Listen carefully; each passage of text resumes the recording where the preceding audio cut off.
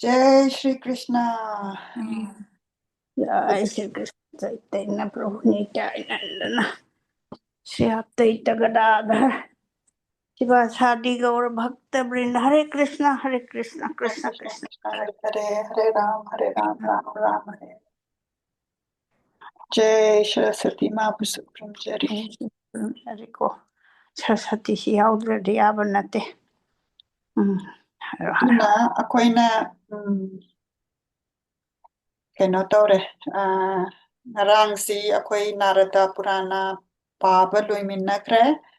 अदो यामना नुंगाई मसिगी एक्सपीरियंस से अखोई सुमाइना पुराना सिंगसी मैतेलोंदा पारगा इमा इबानी तानरकनी हाइबसी ꯑꯩꯅ ꯈꯜꯂꯨꯕ ꯅꯠꯇꯦ ꯃꯁꯤ ꯑꯗꯨꯝ ꯑꯩꯈꯣꯏꯅ ꯁ꯭ꯄꯤꯔꯤꯆꯨꯋꯦꯂꯤꯇꯤꯒꯤ ꯂꯝꯕꯤꯁꯤꯗ ꯆꯠꯂꯛꯄꯗ ꯏꯁꯣꯔꯅ ꯆꯥꯟꯕꯤꯕꯅꯦꯅ ꯈꯟꯖꯩ꯫ ꯑꯗꯨꯒ ꯉꯔꯥꯡꯁꯦ ꯑꯩꯈꯣꯏ ꯋꯥꯁꯤꯡꯇꯟ ꯗꯤ ꯁꯤꯗ ꯃꯣꯏꯒꯤ ꯃꯣꯡꯛ ꯃꯌꯥꯝꯒꯤ ꯋꯥꯛ ꯐꯣꯔ ꯄꯤꯁ ꯍꯥꯏꯅ ꯌꯥꯝꯅ ꯃꯣꯏꯁꯦ ꯇꯦꯛꯁꯥꯁꯇꯒꯤ ꯃꯈꯣꯡꯅ ꯂꯥꯛꯏꯕꯅꯤ ꯏꯪꯒ꯭ꯔꯖꯤꯗ ꯑꯗꯨꯒ ꯃꯣꯏ ꯃꯣꯡꯛꯁꯦ ꯈꯨꯃꯨꯛꯀ ꯇꯅ ꯄꯨꯔꯥ ꯕꯦꯔ ꯐꯨꯠꯇ ꯉꯔꯥꯡꯗꯤ ꯆꯠꯂꯦ꯫ ꯑꯗꯣ ꯃꯣꯏꯒꯤ ꯉꯁꯤ ꯂꯣꯏꯁꯜꯂꯒ ꯉꯁꯤ ꯃꯣꯏ ꯑꯃꯨꯛ ꯇꯦꯛꯁꯥꯁꯇ ꯍꯟꯈꯤꯗꯣꯏꯅꯦ꯫ ꯑꯗꯣ ꯉꯔꯥꯡ ꯅꯨꯡꯗꯥꯡꯁꯦ ꯖꯣꯔꯖ ꯋꯥꯁꯤꯡꯇꯟ ꯌꯨꯅꯤꯚꯔꯁꯤꯇꯤꯒꯤ ꯃꯣꯏꯒꯤ ꯀꯦꯝꯄꯁꯇꯨꯗ ꯃꯦꯗꯤꯇꯦꯁꯟ ꯑꯃ ꯇꯧꯋꯦ꯫ ꯑꯗ ꯑꯩꯁꯦ ꯌꯥꯝ ꯆꯠꯅꯤꯡꯃꯟꯒꯤꯗꯅ ꯑꯩꯁꯨ ꯆꯠꯂꯒ ꯃꯗꯨꯃ ꯌꯥꯎꯔꯨꯕꯒꯤ ꯀ꯭ꯔꯤꯄꯥ ꯂꯩꯔꯦ꯫ ꯑꯗꯨꯅ ꯌꯥꯝꯅ ꯅꯨꯡꯉꯥꯏ ꯃꯥꯒꯤ ꯃꯦꯗꯤꯇꯦꯁꯟꯗꯨ ꯇꯧꯔꯕ ꯃꯇꯨꯡꯗ ꯃꯥꯅ ꯆꯦꯟꯇꯤꯡ ꯑꯃ ꯇꯧꯋꯦ꯫ ꯆꯦꯟꯇꯤꯡꯗꯨ ꯇꯥꯕꯗ ꯌꯥꯝꯅ ꯏꯪꯉꯦ꯫ ꯑꯗ ꯑꯩ ꯁꯦꯌꯔ ꯇꯧꯖꯔꯛꯀꯦ꯫ ꯑꯗꯨꯅ ꯑꯩꯈꯣꯏꯅ ꯑꯗꯨꯝ ꯁꯤꯒꯨꯝꯕꯒꯤ ꯑꯦꯛꯁꯄꯤꯔꯤꯌꯦꯟꯁꯁꯦ ꯑꯩꯈꯣꯏꯒꯤ ꯊꯋꯥꯏꯅ ꯀꯩꯅꯣꯝꯃ ꯄꯥꯝꯃꯀꯥꯟꯗ ꯑꯩꯈꯣꯏꯅ ꯃꯥꯒꯤꯁꯦ ꯐꯣꯂꯣ ꯇꯧꯔꯒ ꯑꯗꯨ ꯆꯠꯄꯁꯤ ꯌꯥꯝꯅ ꯑꯩꯈꯣꯏꯗ ꯅꯨꯡꯉꯥꯏꯕ ꯑꯃ ꯄꯨꯔꯛꯄꯗꯨꯅ ꯑꯩꯈꯣꯏꯒꯤ ꯑꯦꯅꯔꯖꯤ ꯂꯦꯚꯦꯜꯁꯦ ꯍꯥꯏ ꯑꯣꯏꯍꯟꯕꯗꯣ ꯑꯗꯨꯅꯤ꯫ ꯑꯗꯣ ꯑꯩꯈꯣꯏꯅ ꯍꯥꯟꯅꯗꯤ ꯅꯥꯔꯗ ꯄꯨꯔꯥꯅꯥꯁꯤ ꯄꯥꯔꯕ ꯃꯇꯨꯡꯗ ꯒꯔꯨꯗ ꯄꯨꯔꯥꯅꯥꯁꯤ ꯄꯥꯁꯦꯅ ꯑꯩꯈꯣꯏꯅ ꯈꯟꯅꯔꯝꯕꯅꯦ꯫ ꯑꯗꯨꯕꯨ ꯑꯩꯅ ꯁꯨꯝ ꯃꯣꯏ ꯇꯦꯝꯄꯜꯒꯤ ꯁ꯭ꯀꯦꯗ꯭ꯌꯨꯜꯒꯨꯝꯕ ꯌꯦꯡꯉꯛꯄ ꯀꯥꯟꯗ ꯃꯍꯥꯁꯤꯕꯔꯥꯇ꯭ꯔꯤꯁꯦ ꯐꯦꯕ꯭ꯔꯨꯋꯥꯔꯤꯒꯤ ꯇꯥꯡ 35-36ꯇꯅꯦꯕ꯫ ꯑꯗꯨꯅ ꯃꯣꯏꯗꯤ ꯍꯧꯖꯤꯛꯇꯒꯤ ꯍꯧꯅ ꯁꯤꯕꯁꯦ ꯄꯨꯊꯣꯛꯑꯒ ꯃꯥꯒꯤ ꯗꯤꯐ꯭ꯔꯦꯟꯁꯦ ꯂꯥꯠꯄ ꯍꯧꯅꯔꯦꯕ꯫ ꯑꯗꯩꯗ ꯂꯤꯡꯒ ꯄꯨꯔꯥꯅꯥꯁꯦ ꯅꯍꯥꯟꯗ ꯂꯥꯛꯇ ꯉꯥꯏꯔꯤꯕꯅꯦ꯫ ꯑꯗꯣ ꯇꯁꯦꯡꯅꯗꯤ ꯑꯩꯅ ꯏꯃꯥꯒ ꯄꯥꯗ꯭ꯔꯤꯉꯩꯗꯅꯦ ꯑꯩꯅ ꯏꯪꯂꯤꯁꯀꯤꯁꯦ ꯄꯥꯊꯣꯛꯄꯅꯦ ꯍꯦꯛ ꯍꯦꯛ꯫ ꯑꯗꯨꯒ ꯄꯥꯊꯣꯛꯑꯀꯥꯟꯗ ꯏꯃꯥ ꯏꯕꯥꯅꯤ ꯑꯃꯨꯛ ꯃꯩꯇꯩꯂꯣꯟꯗ ꯇ꯭ꯔꯥꯟꯁꯂꯦꯠ ꯇꯧꯔꯒ ꯗꯤꯁꯀꯁ ꯇꯧꯕꯁꯦ ꯑꯗꯣ ꯂꯤꯡꯒ ꯄꯨꯔꯥꯅꯥꯁꯦ ꯑꯩ ꯄꯥꯗ꯭ꯔꯤꯌꯦꯕ꯫ ꯑꯗꯨꯅ ꯃꯁꯤꯅ ꯑꯍꯥꯟꯕ ꯑꯣꯏꯗꯣꯏꯅꯦ꯫ ꯑꯗꯨꯗꯤ ꯏꯃꯥ ꯍꯧꯔꯁꯤꯔꯥ? हौरसी मतलब मांगहल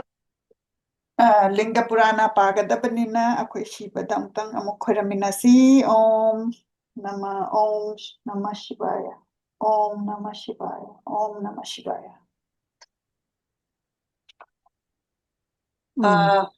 ꯃꯁꯤꯗ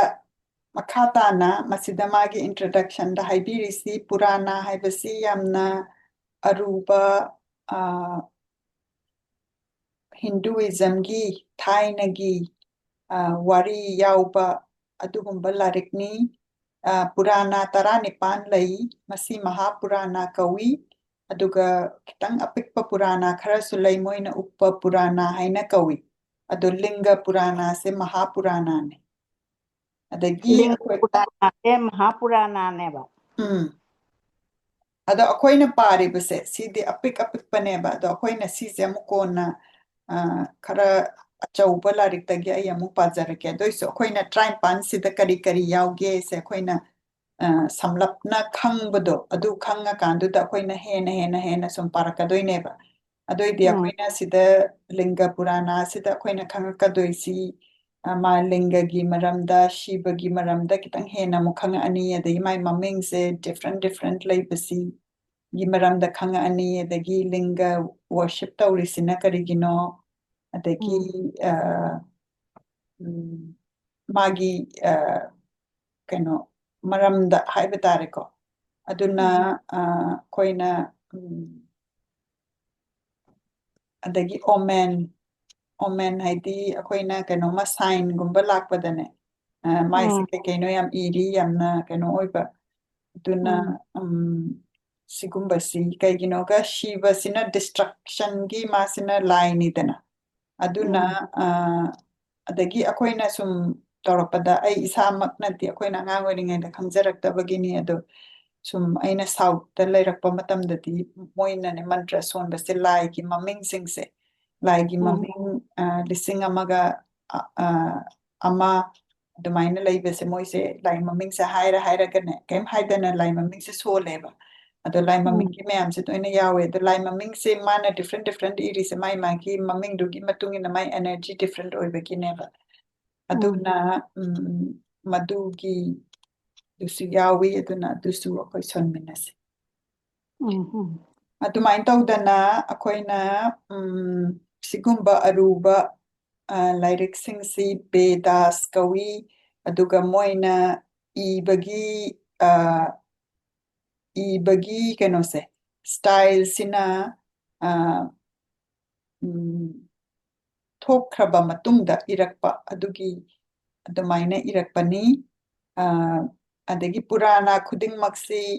ꯑꯩꯈꯣꯏꯅ ꯍꯤꯟꯗꯨꯏꯖꯝꯗ ꯀꯣ 3 ꯊꯣꯛꯅ ꯕ꯭ꯔꯍ꯭ꯃ ꯕꯤꯁꯅꯨ ꯁꯤꯕꯁꯦ ꯁꯤꯒꯤ ꯃꯔꯝꯁꯤꯗ ꯐꯣꯀꯁ ꯇꯧꯔꯒ ꯏꯔꯛꯄꯁꯤꯗ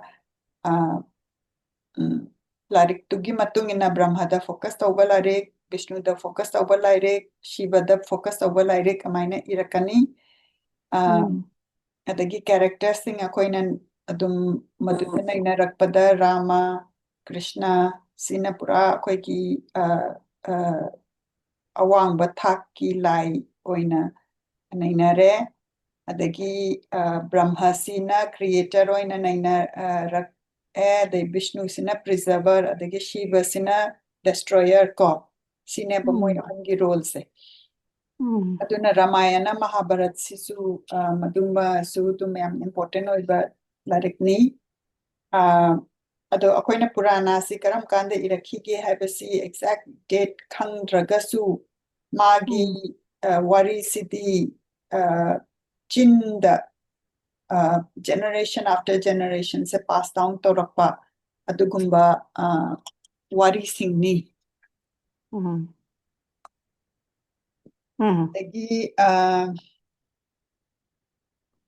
ꯑꯗꯒꯤꯗꯤ ꯑꯃꯥꯏꯅ ꯃꯥꯒꯤ ꯃꯤ ꯑꯃꯗꯩꯅ ꯑꯃꯗ ꯄꯥꯁ ꯇꯧꯔꯛꯄꯅꯤꯅꯅꯦ ꯃꯤ ꯑꯃꯁꯤꯅ ꯑꯃꯨꯛ ꯑꯍꯥꯟꯕ ꯍꯥꯏꯔꯛꯄꯗꯨꯗꯒꯤ ꯍꯥꯞꯆꯟꯕꯁꯨ ꯌꯥꯎꯋꯦꯕ ꯑꯗꯨꯅ ꯄꯨꯔꯥꯅꯥꯁꯦ ꯁꯨꯝ ꯆꯥꯎꯊꯣꯔꯛꯄ ꯃꯇꯝꯗꯨꯒꯤ ꯃꯇꯨꯡ ꯏꯟꯅ ꯋꯥꯔꯤꯁꯦ ꯁꯨꯝ ꯍꯦꯟꯀꯠꯂꯛꯄ ꯑꯗꯨꯅ ꯃꯇꯨꯡ ꯇꯥꯔꯛꯄ ꯋꯥꯔꯤꯁꯤꯡꯁꯤ ꯍꯥꯞꯆꯟꯕꯗꯣ ꯍꯥꯞꯆꯟꯕ ꯌꯥꯎꯈꯤꯕꯁꯤꯅ ꯀꯔꯝꯕꯅ ꯍꯥꯞꯆꯟꯕꯅꯣ ꯑꯗꯒꯤ ꯀꯔꯝꯕꯅ ꯑꯣꯔꯤꯖꯤꯅꯦꯜꯅꯣ ꯀꯥꯏꯁꯤꯁꯨ ꯈꯤꯇꯪ ꯑꯗꯨꯒꯨꯝꯕꯗ ꯅꯩꯅꯕ ꯑꯗꯨꯒꯤ ꯗꯤꯕꯦꯠ ꯈꯔꯁꯨ ꯂꯥꯛꯏ ꯑꯗꯨꯅ ꯄꯨꯔꯥꯅꯥꯁꯤ ꯑꯩꯈꯣꯏꯅ ꯍꯧꯖꯤꯛ ꯍꯧꯖꯤꯛ ꯈꯪꯉꯤꯕꯁꯤ ꯑꯩꯈꯣꯏꯒꯤ ꯆꯍꯤ 100ꯒꯤ ꯃꯃꯥꯡꯗ ꯂꯩꯔꯝꯕ ꯄꯨꯔꯥꯅꯥꯗꯨꯃꯛꯇꯤ ꯑꯣꯏꯔꯣꯏ ꯑꯗꯨꯕꯨ ꯄꯨꯔꯥꯅꯥꯁꯤꯡꯁꯤ ꯁ꯭ꯀꯣꯂꯔꯁꯤꯡꯅ ꯅꯩꯅꯕꯗ 300 AD ꯗꯩꯅ 1000 AD ꯒꯤ ꯃꯇꯝ ꯑꯗꯥꯏꯗ ꯏꯅꯔꯛꯄ ꯅꯤ ꯍꯥꯏꯅ ꯑꯗꯨꯃꯥꯏꯅ ꯃꯇꯝꯁꯦ ꯊꯥꯕꯤꯔꯤ ꯑꯗꯨꯒ ꯃꯍꯥꯄꯨꯔꯥꯅꯥ ꯈꯨꯗꯤꯡꯃꯛꯁꯤ ꯑꯗꯨꯃꯥꯏꯅ ꯑꯗꯨꯒꯨꯝꯕ ꯆꯍꯤ ꯑꯣꯏꯔꯝꯒꯅꯤ ꯍꯥꯏꯕ ꯑꯣꯏꯗꯦ ꯄꯨꯔꯥꯅꯥ 53ꯁꯦ ꯁꯤꯗꯩꯁꯤꯗ ꯂꯤꯡꯒ ꯄꯨꯔꯥꯅꯥ ꯍꯥꯏꯔꯤꯁꯤ ꯑꯩꯈꯣꯏꯅ ꯉꯁꯤ ꯄꯥꯖꯒꯗꯧꯔꯤꯕꯁꯤ ꯄꯨꯔꯥꯅꯥ 13ꯅꯦꯕ 13 ꯁꯨꯕ ꯄꯨꯔꯥꯅꯥꯅꯦꯕ ꯑꯗꯨꯕꯨ ꯃꯁꯤ 13 ꯁꯨꯕꯅꯤ ꯍꯥꯏꯗꯤ ꯑꯍꯥꯟꯕ ꯂꯦꯡꯉꯛꯄꯗ 13 ꯁꯨꯕ ꯑꯣꯏꯅ ꯂꯦꯡꯉꯛꯄꯅꯤ ꯍꯥꯏꯕꯗꯤ ꯅꯠꯇꯦ ꯃꯥꯅ ꯁꯨꯝ ꯂꯥꯏꯔꯤꯛꯁꯤ ꯐꯣꯡꯉꯛꯄ ꯀꯥꯟꯗ ꯑꯩꯈꯣꯏꯅ 13 ꯑꯣꯏꯅ ꯇꯥꯕ ꯑꯗꯨꯒ ꯃꯁꯤꯗꯩꯁꯤꯗ ꯌꯥꯎꯔꯤꯕ ꯔꯤꯆꯨꯋꯦꯜ ꯑꯗꯒꯤ ꯃꯁꯤꯗ ꯏꯔꯤꯕꯁꯤꯡꯁꯦ ꯁꯤꯗꯤ ꯍꯤꯟꯗꯨꯏꯖꯝꯁꯤꯅ ꯌꯥꯝꯅ ꯔꯤꯆꯨꯋꯦꯂꯤꯁꯇꯤꯛ ꯑꯣꯏꯔꯕ ꯃꯇꯨꯡꯗ ꯏꯔꯛꯄ ꯑꯗꯨꯅ ꯃꯁꯤꯒꯤ ꯂꯥꯏꯔꯤꯛꯁꯤꯃꯗꯤ 800 to 900 AD ꯑꯗꯥꯏꯗ ꯏꯔꯝꯒꯗ꯭ꯔꯥ ꯍꯥꯏꯅ ꯑꯗꯨꯃꯥꯏꯅ ꯊꯥꯖꯅꯩ ꯑꯗꯨꯒ ꯃꯁꯤꯗ ꯍꯥꯞꯆꯜꯂꯛꯄ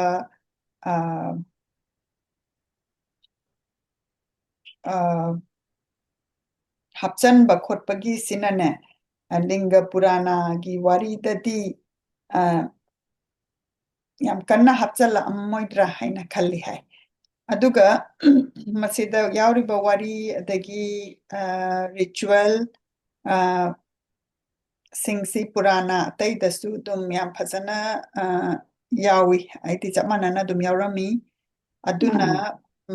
ꯃꯣꯏꯅ ꯄꯨꯔꯥꯅꯥ ꯑꯃ ꯁꯦꯝꯃꯛꯄ ꯀꯥꯟꯗꯅꯦ ꯃꯥꯒꯤ ꯀꯦꯔꯦꯛꯇꯔꯤꯁꯇꯤꯛ 5 ꯌꯥꯎꯒꯗꯕꯅꯤ ꯍꯥꯏ ꯄꯥꯟꯆ ꯂꯛꯁꯥꯅ ꯑꯗꯨꯅ ꯃꯗꯨꯒꯤ 5 ꯌꯥꯎꯔꯕ ꯀꯥꯟꯗꯨꯗ ꯃꯍꯥꯄꯨꯔꯥꯅꯥ ꯍꯥꯏꯅ ꯀꯧꯒꯅꯤ ꯑꯗꯨꯅ ꯃꯗꯨꯒꯤ 5 ꯑꯁꯤꯗ ꯃꯥꯒꯤ ꯑꯍꯥꯟꯕ ꯀ꯭ꯔꯤꯌꯦꯠ ꯇꯧꯔꯛꯄꯁꯤꯒꯤ ꯌꯨꯅꯤꯚꯔꯁꯁꯦ ꯀ꯭ꯔꯤꯌꯦꯠ ꯇꯧꯔꯛꯄ ꯑꯗꯒꯤ ꯗꯤꯁꯇ꯭ꯔꯛ ꯇꯧꯔꯛꯄꯒꯤ ꯄ꯭ꯔꯣꯁꯦꯁ ꯑꯗꯒꯤꯗꯤ ꯑꯃꯨꯛ ꯗꯤꯁꯇ꯭ꯔꯛ ꯇꯧꯔꯕ ꯃꯇꯨꯡꯗ ꯔꯤꯀ꯭ꯔꯤꯌꯦꯁꯟ ꯇꯧꯕꯒꯤ ꯑꯗꯒꯤ ꯃꯗꯨꯗ ꯌꯥꯎꯔꯤꯕ ꯃꯇꯝ ꯃꯟꯕꯟꯇꯥꯔꯥ ꯍꯥꯏꯅ ꯑꯩꯈꯣꯏꯅ ꯍꯥꯟꯅꯁꯨ ꯈꯤꯇꯪ ꯊꯦꯡꯅꯖꯈ꯭ꯔꯦ ꯑꯗꯒꯤ ꯃꯗꯨꯗ ꯅꯨꯃꯤꯠꯀꯤ ꯅꯤꯡꯊꯧꯔꯦꯟ ꯁꯨꯔ꯭ꯌ ꯋꯝꯁꯥ ꯑꯗꯒꯤ ꯊꯥꯒꯤ ꯅꯤꯡꯊꯧꯔꯦꯟ ꯆꯟꯗ꯭ꯔ ꯋꯝꯁꯥ ꯑꯗꯒꯤ ꯅꯤꯡꯊꯧꯔꯦꯟꯁꯤꯡꯒꯤ ꯃꯣꯏꯒꯤ ꯋꯥꯔꯤ ꯋꯝꯁꯅꯨ ꯆꯔꯤꯇ ꯑꯗꯨꯃꯥꯏꯅ ꯇꯧꯔꯀꯥꯟꯗꯨꯗ ꯂꯤꯡꯒ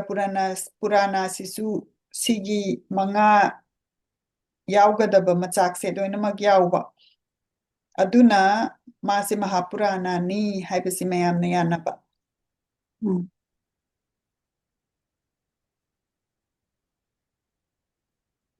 ꯑꯗꯒꯤ ꯕꯤꯁꯅꯨ ꯄꯨꯔꯥꯅꯥꯁꯤꯁꯨ ꯃꯥꯏꯅ ꯌꯥꯎꯋꯤ 5ꯁꯦ ꯑꯗꯨꯅ ꯑꯗꯨꯝ ꯃꯣꯏꯁꯦ ꯃꯍꯥꯄꯨꯔꯥꯅꯥꯅꯤ ꯍꯥꯏꯕꯗ ꯀꯅꯥꯝꯇꯅ ꯌꯦꯠꯇꯕ ꯑꯗꯒꯤꯗꯤ ꯃꯍꯥꯄꯨꯔꯥꯅꯥꯁꯦ ꯑꯩꯈꯣꯏꯅ ꯃꯁꯤꯒꯤ ꯃꯔꯝꯗ ꯄꯟꯖꯈ꯭ꯔꯦ ꯍꯥꯟꯅ ꯒ꯭ꯔꯨꯞꯁꯦ 3 ꯈꯥꯏꯗꯣꯛꯑꯦꯅꯀꯣ ꯑꯗꯨꯒ ꯕ꯭ꯔꯍ꯭ꯃ ꯕꯤꯁꯅꯨ ꯁꯤꯕ ꯃꯣꯏꯁꯤ ꯌꯥꯝꯅ ꯃꯔꯨ ꯑꯣꯏꯕ ꯂꯥꯏꯅꯤ ꯑꯗꯨꯅ ꯄꯨꯔꯥꯅꯥ ꯑꯃꯁꯦ ꯃꯣꯏ 3ꯁꯤꯒꯤ ꯃꯔꯛꯇ ꯑꯃꯗ ꯍꯦꯛ ꯀꯠꯂꯦꯕ ꯀꯠꯄ ꯍꯥꯏꯕꯗꯤ ꯕ꯭ꯔꯍ꯭ꯃ ꯍꯦꯟꯅ ꯕꯤꯁꯅꯨ ꯃꯍꯦꯁꯣꯔ ꯍꯥꯏꯕ ꯅꯠꯇꯕ ꯕ꯭ꯔꯍ꯭ꯃ ꯕꯤꯁꯅꯨ ꯕ꯭ꯔꯍ꯭ꯃ ꯃꯍꯦꯁꯣꯔ ꯌꯥꯎꯗ꯭ꯔꯣ ꯕꯤꯁꯅꯨ ꯁꯤꯕ ꯃꯍꯦꯁꯣꯔꯁꯤꯅ ꯃꯥꯒꯤ ꯗꯤꯐ꯭ꯔꯦꯟಟ್ ꯅꯦꯝ ꯑꯣꯏꯔꯅꯤꯀꯣ ꯑꯗꯣ ꯃꯌꯥꯝꯅ ꯃꯦꯟ ꯅꯦꯝ ꯑꯣꯏꯔꯗꯤ ꯃꯣꯏꯁꯦ ꯕ꯭ꯔꯍ꯭ꯃ ꯕꯤꯁꯅꯨ ꯁꯤꯕ ꯍꯥꯏꯔꯦꯀꯣ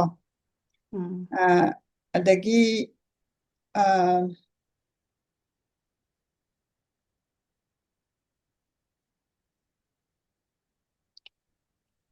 ꯑꯗꯒꯤꯗꯤ ꯕꯤꯁꯅꯨꯒꯤ ꯏꯟꯀꯥꯔꯅꯦꯁꯟꯗ ꯑꯕꯇꯥꯔꯗ ꯃꯥꯒꯤ ꯃꯔꯝꯗ ꯏꯕ ꯂꯥꯏꯔꯤꯛꯁꯤꯡꯁꯤꯅ ꯁꯠꯚꯤꯀꯥ ꯄꯨꯔꯥꯅꯥ ꯀꯧꯏ ꯕ꯭ꯔꯍ꯭ꯃꯒꯤ ꯃꯥꯅ ꯁꯦꯝꯕꯤꯕ ꯁꯥꯕꯤꯕ ꯃꯥꯒꯤ ꯃꯔꯝꯗ ꯍꯦꯟꯅ ꯏꯔꯒꯅ ꯔꯥꯖꯁꯤꯀꯥ ꯄꯨꯔꯥꯅꯥ ꯀꯧꯏ ꯑꯗꯨꯒ ꯁꯤꯕꯒꯤ ꯃꯥꯒꯤ ꯃꯔꯝꯗ ꯃꯥꯅ ꯃꯥꯒꯤ ꯇꯧꯒꯗꯕ ꯔꯤꯆꯨꯋꯦꯜ ꯑꯗꯨꯒꯤ ꯃꯔꯝꯗ ꯏꯔꯒꯅ ꯇꯃꯁꯤꯀꯥ ꯄꯨꯔꯥꯅꯥ ꯀꯧꯏ ꯑꯗꯨꯅ ꯂꯤꯡꯒ ꯄꯨꯔꯥꯅꯥꯁꯦ ꯇꯃꯁꯤꯀꯥ ꯄꯨꯔꯥꯅꯥ ꯍꯥꯏꯅ ꯑꯗꯨꯒꯤ ꯃꯈꯥꯗ ꯆꯤꯡꯉꯦ ꯑꯗꯨꯒ ꯇꯃꯁꯤꯀꯥ ꯄꯨꯔꯥꯅꯥꯒꯤ ꯑꯩꯈꯣꯏꯅ ꯒ꯭ꯔꯨꯞ ꯈꯥꯏꯗꯣꯛꯏꯁꯦ ꯉꯁꯥꯏ ꯑꯩꯈꯣꯏꯅ ꯒꯨꯟꯅꯗꯨꯒꯤ ꯃꯇꯨꯡ ꯏꯟꯅꯅꯦꯕ ꯑꯩꯈꯣꯏꯅ ꯁꯠꯋꯥ ꯔꯥꯖꯁꯤꯛ ꯇꯃꯁꯤꯛ ꯍꯥꯏꯅ ꯍꯥꯏꯔꯛꯏꯁꯦ ꯑꯗꯨꯃꯥꯏꯅ ꯇꯧꯗꯅ ꯇꯃꯁꯤꯀꯥ ꯄꯨꯔꯥꯅꯥꯁꯤꯗ ꯂꯤꯡꯒ ꯄꯨꯔꯥꯅꯥꯁꯨ ꯌꯥꯎꯔꯦꯅ ꯑꯗꯨꯒ ꯃꯠꯁ꯭ꯌ ꯄꯨꯔꯥꯅꯥ ꯍꯥꯏꯅ ꯑꯃ ꯂꯥꯛꯀꯅꯤ ꯀꯨꯔꯃ ꯄꯨꯔꯥꯅꯥ ꯁꯤꯕ ꯄꯨꯔꯥꯅꯥ ꯁ꯭ꯀꯟꯗ ꯄꯨꯔꯥꯅꯥ ꯑꯒꯅꯤ ꯄꯨꯔꯥꯅꯥ ꯃꯣꯏꯁꯤ ꯂꯣꯏꯅꯃꯛꯁꯤ ꯇꯃꯁꯤꯀꯥ ꯄꯨꯔꯥꯅꯥꯅꯦꯕ ꯑꯗꯨꯅ ꯑꯩꯈꯣꯏꯅ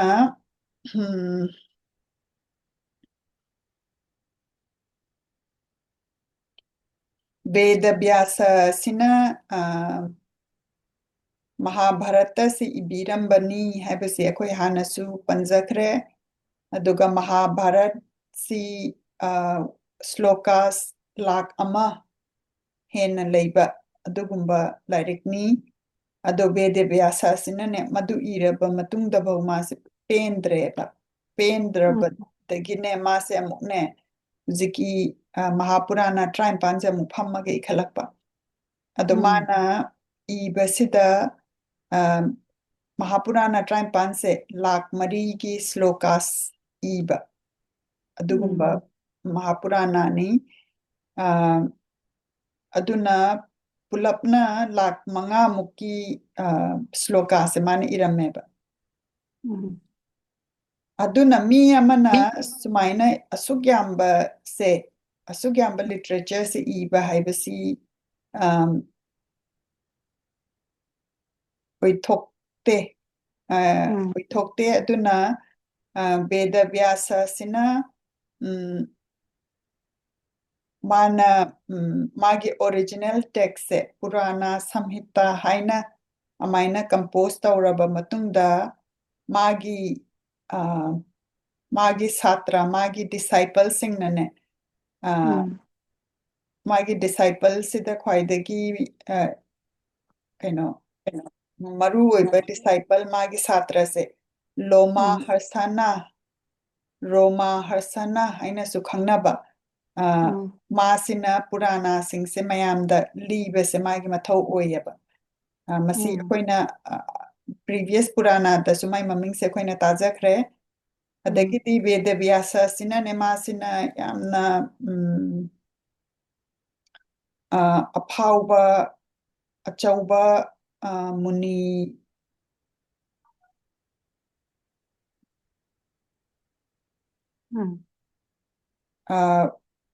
ꯃꯨꯅꯤꯒꯤ ꯃꯃꯤꯡ ꯅꯠꯇꯦ ꯃꯥꯁꯦ ꯇꯥꯏꯇꯜꯅꯤ ꯍꯥꯏꯕ ꯀꯣ ꯑꯩꯈꯣꯏꯅ ꯃꯁꯤꯁꯨ ꯍꯥꯏꯈ꯭ꯔꯦꯀꯣ ꯍꯥꯟꯅ ꯇꯥꯏꯇꯜꯒꯤ ꯃꯔꯝꯁꯦ ꯑꯗꯒꯤ ꯃꯥꯒꯤ ꯃꯃꯤꯡꯁꯦ ꯑꯁꯦꯡꯕ ꯃꯃꯤꯡꯁꯦ ꯀ꯭ꯔꯤꯁꯅ ꯚꯥꯏꯄꯥꯌꯥꯅ ꯀꯧꯋꯦ ꯍꯥꯏ ꯑꯗꯣ ꯃꯥꯁꯦ ꯁꯇ꯭ꯌꯕꯇꯤꯒ ꯃꯨꯅꯤ ꯄꯔꯥꯁꯥꯔꯥꯒꯤ ꯃꯆꯥꯅꯨꯄꯥꯅꯦꯕ ꯑꯗꯣ ꯀ꯭ꯔꯤꯁꯅ ꯀꯧꯔꯤꯁꯤꯅ ꯃꯥꯁꯦ ꯃꯨꯅꯪ ꯇꯧꯕꯒꯤ ꯑꯗꯨꯒ ꯗ꯭ꯋꯥꯏꯄꯥ ꯀꯧꯔꯤꯁꯤꯅ ꯑꯥꯏꯂꯦꯟ ꯍꯥꯏꯕꯅꯦ ꯗ꯭ꯋꯥꯏꯄꯥꯁꯦ ꯑꯗꯨꯅ ꯃꯥꯒꯤ ꯃꯃꯤꯡꯁꯦ ꯗ꯭ꯋꯥꯏꯄꯥꯌꯥꯅ ꯀꯧꯋꯦ ꯀꯩꯒꯤꯅꯣꯒ ꯃꯥꯁꯦ ꯑꯥꯏꯂꯦꯟ ꯑꯝꯗ ꯄꯣꯛꯄ ꯑꯗꯨꯅ ꯃꯇꯝꯗꯨꯗ ꯑꯩꯈꯣꯏꯅ ꯇꯥꯏꯝꯁꯦ ꯃꯣꯏꯅ ꯑꯗꯨꯝ ꯑꯩꯈꯣꯏꯁꯦ ꯅꯤꯡꯁꯤꯡꯅꯕ ꯑꯩꯅ ꯑꯗꯨꯝ ꯃꯁꯤ ꯇꯠꯇꯅ ꯄꯜꯂꯦꯀꯣ ꯑꯩꯈꯣꯏꯒꯤ ꯌꯨꯒꯥ 3 ꯂꯩ ꯌꯨꯒꯥ 3ꯁꯤ ꯁꯇ꯭ꯌ ꯅꯠꯇ꯭ꯔꯒꯅ ꯀ꯭ꯔꯤꯇꯥ ꯌꯨꯒꯥ ꯃꯊꯪꯗ ꯅꯠꯇꯦ ꯁꯇ꯭ꯌꯁꯦ ꯀ꯭ꯔꯤꯇꯥ ꯍꯥꯏꯅꯁꯨ ꯀꯧꯋꯦ ꯍꯥꯏꯕ ꯁꯇ꯭ꯌ ꯅꯠꯇ꯭ꯔꯒ ꯀ꯭ꯔꯤꯇꯥ ꯑꯗꯒꯤ ꯃꯊꯪꯗꯅ ꯇ꯭ꯔꯦꯇꯥ ꯌꯨꯒꯥ ꯃꯊꯪꯗꯅ ꯗ꯭ꯋꯥꯄꯥꯔꯥ ꯌꯨꯒꯥ ꯃꯊꯪꯗꯅ ꯀꯂꯤ ꯌꯨꯒꯥ ꯑꯗꯣ ꯑꯩꯈꯣꯏꯅ ꯃꯁꯤ ꯑꯗꯨꯝ ꯄꯜꯂꯤꯁꯦ ꯑꯩꯈꯣꯏꯁꯦ ꯅꯤꯡꯁꯤꯡꯅꯕꯅꯤꯀꯣ ꯑꯩꯈꯣꯏꯒꯤ ꯑꯆꯨꯝꯕ ꯆꯠꯄꯁꯦ ꯁꯨꯝ ꯃꯇꯝꯁꯦ ꯆꯠꯂꯛꯑꯕ ꯃꯇꯨꯡꯗꯅꯦ ꯑꯆꯨꯝꯕ ꯆꯠꯄꯁꯦ ꯁꯨꯝ ꯍꯟꯊꯔꯛꯄ ꯑꯗꯒꯤꯗꯤꯅꯦ ꯐꯠꯇꯕ ꯆꯠꯄꯁꯤꯅꯅꯦ ꯁꯨꯝ ꯍꯦꯟꯀꯠꯂꯛꯄ ꯑꯗꯨꯅ ꯃꯤꯑꯣꯏꯕꯁꯦ ꯑꯆꯨꯝꯕ ꯆꯠꯄꯒꯤ ꯂꯝꯕꯤꯗ ꯂꯥꯛꯅꯅꯕꯒꯤꯗꯃꯛꯇꯅꯦ ꯚꯦꯗꯥꯁꯀꯤꯁꯤꯗ ꯕꯨද්ධꯤ ꯂꯩꯕ ꯋꯥꯍꯩ ꯁ꯭ꯇꯣꯔꯤ ꯑꯩꯈꯣꯏꯅ ꯇꯝꯖꯅꯤꯡꯉꯥꯏ ꯑꯣꯏꯕ ꯁꯤ ꯏꯔꯝꯕꯅꯤ ꯑꯗꯨꯅ ꯚꯦꯗꯥꯁꯤꯡꯁꯦ ꯃꯤ ꯈꯨꯗꯤꯡꯃꯛꯅꯗꯤꯅꯦ ꯃꯥꯁꯦ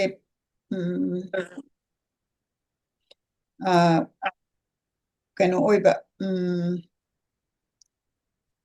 ꯑꯦꯕꯁꯇ꯭ꯔꯦꯛ ꯑꯣꯏꯕ ꯑꯗꯨꯒ ꯃꯥꯒꯤ ꯃꯁꯤꯗ ꯈꯪꯕꯗꯅꯦ ꯋꯥꯕ ꯑꯣꯏꯕ ꯃꯤ ꯈꯨꯗꯤꯡꯃꯛꯅꯗꯤ ꯒ꯭ꯌꯥꯟ ꯇꯥꯕ ꯑꯣꯏꯗꯕ ꯑꯗꯨꯅ ꯈꯪꯕꯗ ꯑꯗꯒꯤ ꯃꯌꯥꯝꯗ ꯍꯦꯟꯅ ꯆꯠꯅꯅꯕꯒꯤ ꯂꯥꯏꯅꯅꯕꯒꯤꯗꯃꯛꯇ ꯚꯦꯗꯥꯁꯦ ꯃꯥꯅ ꯑꯃꯨꯛ ꯅꯣꯂꯦꯖꯁꯦ ꯗꯤꯐ꯭ꯔꯦꯟ ꯒ꯭ꯔꯨꯞꯇꯅꯦ ꯑꯃꯨꯛ ꯃꯥꯅ ꯑꯃꯨꯛ ꯊꯨꯒꯥꯏꯔꯝꯃꯦꯕ ꯑꯗꯨꯒ ꯃꯗꯨꯒꯤ ꯊꯨꯒꯥꯏꯔꯀꯥꯟꯗ ꯋꯥꯔꯤꯁꯦ ꯃꯥꯒꯤ ꯃꯤꯑꯣꯏꯕꯅ ꯃꯥꯁꯦ ꯇꯥꯅꯤꯡꯅꯕ ꯃꯤꯑꯣꯏꯕꯅ ꯃꯥꯁꯦ ꯃꯥꯏ ꯋꯥꯈꯜꯁꯤꯗ ꯆꯪꯅꯅꯕꯒꯤꯗꯃꯛꯇ ꯑꯗꯨꯃꯥꯏꯅ ꯀꯦꯇꯦꯒꯣꯔꯤ ꯈꯥꯏꯗꯣꯔꯛꯏꯁꯦ ꯁꯤ ꯈꯥꯏꯗꯣꯛꯄ ꯃꯤꯁꯦ ꯁꯤꯁꯤꯅꯦꯕ ꯚꯦꯗ ꯚ꯭ꯌꯥꯁ ꯍꯥꯏꯅ ꯇꯥꯏꯇꯜꯁꯤꯗ ꯄꯤꯔꯤꯁꯦ aduna dwapara yuga sidane Veda Vyasa amamam po'eba aduna Veda Vyasa kunga nipan sure already pokhiba aduga kunga mapan suba sidane huziki Krishna Dwaipayana Veda Vyasa aina akoina ngasai hairiba Satyavatiga Parasaragi machanupasina mana ibagi masina kunga mapan suba Veda Vyasa neba adagidi akoina Mahapurana Traimpansi Lak Mari Slokasni aduga moisi doinamak chap manana sangba oide khara mana ne kitang wari keno Purana Mahapurana do khara mana sangba khara mana tenba main oiba ado linga Purana sidi dum kitang tentak tauba 11 lising taramathoigi couplet na saba dugumba linga Purana neba aduga Markandeya Purana sina khwaidagi atenba 9000 couplet na saba aduga khwaidagi sangba Purana sina Skanda Purana haise sina 81000 sangi hai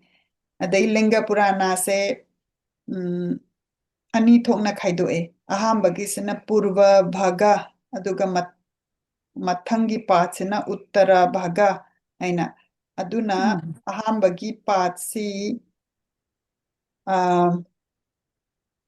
sida 108 chapter leiba aduga mathangi part to dana 55 leiba aduna linga Purana sida irambase yamna gyan tabada waba aduga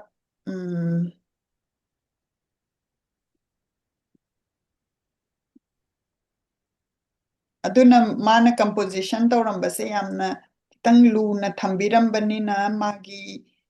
mase paba khotpadadi khara comprehend tawbada khara wai hai waba adumaina hai ko adubu aina ngasai haijabado akoina hujik hujik pazaribisidi summary form da leibasi pazabani aduna kona akoina muk 19 se toinamak paba loiraba matungda hena kanna naina si hara kanduda magi achauba volume do adu amuk akoina naina gadaba aduga sidi akoina just glimpse of Purana amada kari yawi kaito adu khangbadugi khangjaningdana tawbaneba adoidi akoina Linga Purana sida kari irambage haibasi gi makha chathajarage Suttaga atai muni singa akoina ahambada Brahma sida lai khoiramjare mana doinamak create tawbibani Vishnu sina doinamak create tawrisingse preserve tawbiba aduga Shiva sina destroy tawbiba aduga akoina muk Muni Naraga Narayana ga Saraswati Goddess of Learning sida mu akhoi khoiramjare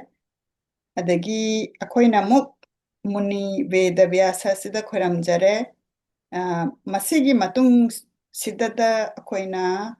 sigumba yamna aruba wari singsi paminasi haina amaina ibire ado akoina Tirtha aina akoina pilgrimage aina hairiba Tirtha chatpa haise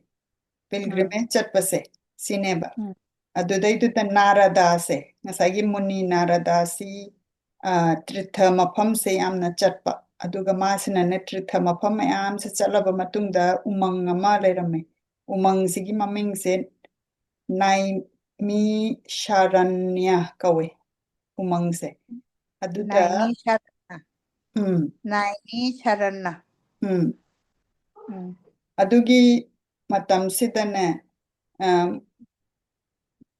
muni atai singsusune ziki umang Naimi Saranya sida leirame aduga moi mayam sina Narada se ubada ꯐꯖꯅ ꯀꯧꯔꯒ ꯃꯥꯁꯦ ꯃꯉꯣꯟꯗ ꯃꯣꯏꯒꯤ ꯏꯀꯥꯏ ꯈꯨꯝꯅꯕꯗꯨ ꯎꯠꯂꯦ ꯑꯗꯨꯗꯒꯤꯗꯤ ꯃꯣꯏ ꯃꯌꯥꯝ ꯑꯗꯨꯃꯥꯏꯅ ꯂꯩꯔꯤꯉꯩꯁꯤꯗꯅꯦ ꯁꯨꯠꯇ ꯂꯣꯃꯥ ꯍꯔꯁꯅꯥꯁꯦ ꯂꯥꯛꯑꯦꯕ ꯑꯗꯒꯤ ꯁꯨꯠꯇ ꯍꯥꯏꯁꯦ ꯃꯇꯝꯁꯤꯗꯅꯦ ꯃꯣꯏꯅ ꯀꯔꯤ ꯍꯥꯏꯅ ꯀꯩꯅꯣ ꯇꯧꯒꯦ ꯁꯨꯠꯇꯁꯦ ꯁꯇ꯭ꯔꯤꯌꯥ ꯃꯄꯥꯒꯅꯦ ꯕ꯭ꯔꯍꯃꯅ ꯃꯃꯥꯒ ꯃꯣꯏꯁꯦ ꯂꯨꯍꯣꯡꯉꯒ ꯂꯩꯔꯀꯥꯟꯗ ꯃꯣꯏꯅ ꯄꯣꯛꯄ ꯃꯆꯥꯁꯦ ꯁꯨꯠꯇ ꯀꯧꯋꯦ ꯍꯥꯏ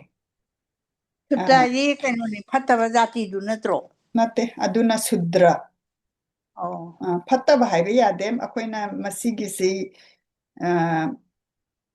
ꯃꯌꯥꯝꯅ ꯐꯠꯇꯦ ꯍꯥꯏꯅ ꯃꯣꯏꯅ ꯀꯥꯎꯊꯣꯛꯑꯦ ꯍꯥꯏꯕꯩ ꯋꯥꯅꯤ ꯑꯗꯣ ꯑꯩꯈꯣꯏꯅ ꯈꯟꯕꯗꯗꯤ ꯑꯩꯈꯣꯏ ꯃꯤꯑꯣꯏꯕꯁꯦ ꯀ꯭ꯂꯥꯁ ꯃꯔꯤꯅꯦꯕ ꯑꯗꯣ ꯀ꯭ꯂꯥꯁ ꯃꯔꯤꯁꯤꯗ ꯑꯩꯈꯣꯏꯅ